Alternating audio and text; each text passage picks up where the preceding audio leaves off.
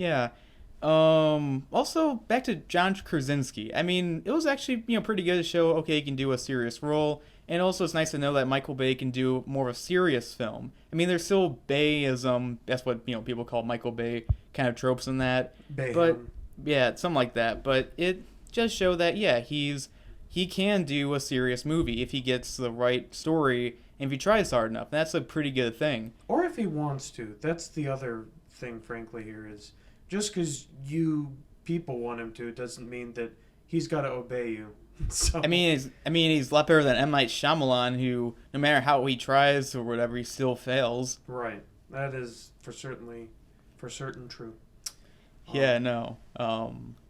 But also the movie. I mean, yeah, it's a bit lengthy, and I know they're trying to establish these characters, they're trying to build up what's happening and whatever. But the idea of the let's see, what was it? The I'll let you talk, Steven. I'll have to think about it. well, I was just going to say, talking about the length, that I do agree that it was a bit lengthy at parts, and a couple times I thought, really? We're over the 2 hour mark here. I mean, how much further is this going to go? Because I'm used to lots of military movies being 2 to 2.5 hours, and I think it was more towards 2.5, 2 hours and 45 minutes or something like that.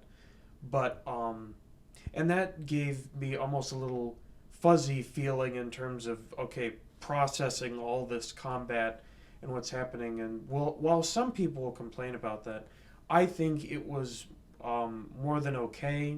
It's been in other action movies he's done too, but Most recently, the new Transformers movie. right. But it gives kind of a feeling, especially in this one, I think that resembles the chaoticness of the situation that they would be going through. Yeah, that's a good thing. Mm-hmm. And also, I mean, even when they finally get to the action, it's pretty gritty. It's pretty realistic. And they even at one point we see like guys, like I said, there's like bullets, severing guys. We see like arms, like kind of almost become severed. It's pretty graphic, but also you kind of, after it sinks in, you're thinking to yourself, yeah, these guys are really brave. They're really, doing sacrificing, not just their lives, but also their way of life because, when you get your arm or leg probably lost or whatever, or, the risk of that is, something you got to admire. I mean, it's not like, how the media says, oh, so and so is brave just because they went through some operation or whatever. That's not bravery, okay? What these guys do is brave, okay? Hmm. There is definitely a difference there. I absolutely agree. It's like the argument of, Woman of the Year, Caitlyn Jenner versus Malala, who actually got, shot in the face for trying to have, education. And also athlete too. Like there's these other guys, like this one guy who had like I think he at least one arm missing, and he's still fit. Like he's still trying to be physically fit, and that's brave. And then there's this other woman who like got cancer, but she still played, and that was more courageous. Yeah, whole different ball game, I think, there too. Yeah, definitely. But with the movie itself, I just felt like what really hurt it was in the beginning how it does kind of take a while to get going, and when it does get going, it's pretty good. So, what would you give this movie, Steven? Well, I've been thinking about it a bit, and it certainly wasn't my favorite thing he's done. I'm sure it will be quite a few people's out of what he's done, or, we'll say The Rock or something like that still. Or the first Transformers? Yeah, I could see that. But in any case, I would give this probably about an 88% out of 100 personally. Okay. It was just below A grade in my book, because of the length. It was strong throughout and, brought a compelling story that I really enjoyed.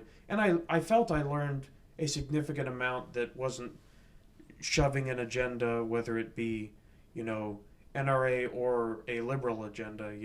So often sorts of films like this can try to just smear, whatever special interest they want down your throat. For me, I mean, I was mildly disappointed they didn't really go into the details about it, although they did mention, like, this attack happened, and they're saying that was provoked by some kind of YouTube video or something like that. It's like, really, people? But then, I mean, yeah, I mean, the beginning did hurt the movie. I feel like it was kind of too slow. But then when the action picks up, it's pretty good. I would say movies like this, I mean, it's better than ones like Act of Valor, which I felt like the whole movie was kind of, kind of average. That's what I've But heard. I've seen better ones like Lone Survivor. I liked more. I even liked American Sniper was better. So this one kind of falls in the middle. But I would say, even though, despite my rating on this movie, I'm going to give it, I would say go watch it. Either if it's still in theaters or you're going to wait till video, I would say go see it because I feel like this is a topic that more people should be aware about and actually start asking questions. And there's a certain individual's involvement that just so happens to be running for president. People should, actually demand answers. We should definitely be asking more questions. We shouldn't be sidetracked by other stuff. We should actually try to dig and investigate it. And I feel like that's not just for this event, but also for any other activity our government might do, for better or worse. But I just want to, I just feel like it's our right to know, pretty much. Right. But overall, I would give 13 Hours about 2.5 stars out of 4. Yeah, I can respect that. I also do want to bring up real quick here. You mentioned about American Sniper. I do feel this one was stronger than American Sniper in several ways. Um, because I don't know. I felt that well, American Sniper just focused mainly on one person pretty much the whole time. This one focused on a whole unit, which just is a greater testament to me to give this whole chaotic feeling, yet still be dynamic in more than one individual. Yeah, true. And on one last note, it's kind of like, what kind of was kind of like, we should really question, investigate is how even the allies who are helping the guys trying to save the ambassador and that, they kind of knew the number of the attackers. And we should, I'm surprised you didn't say, oh, give me your phone or whatever, because definitely that should be some big red flags right there. 1 little, 2 little, 3 little terrorists, 4 little, 5 little. Oh yeah, but on one last note, there's a part where they pull up in like a bus and that sort of thing. Oh, yeah. And then there's like we pretty much fight, they're trying to get like an explosive in there, and we pretty much fight. And the the main characters completely unleash hell on it, and the bus explodes. And then like Steven was like, Miss Frizzle! oh okay. The magic school bus was secretly used as a means of terrorist affiliation. Oh man, they really did not do that bus justice. They did not. Okay, so anyway, this is Tyler from Scripted. And Steven from Steven Lawson Studios. And we just hope you enjoyed this, and we will hope to see you in the future. So that's it, and we'll see you. We'll make more reviews in the future. Have a blast. Okay, bye.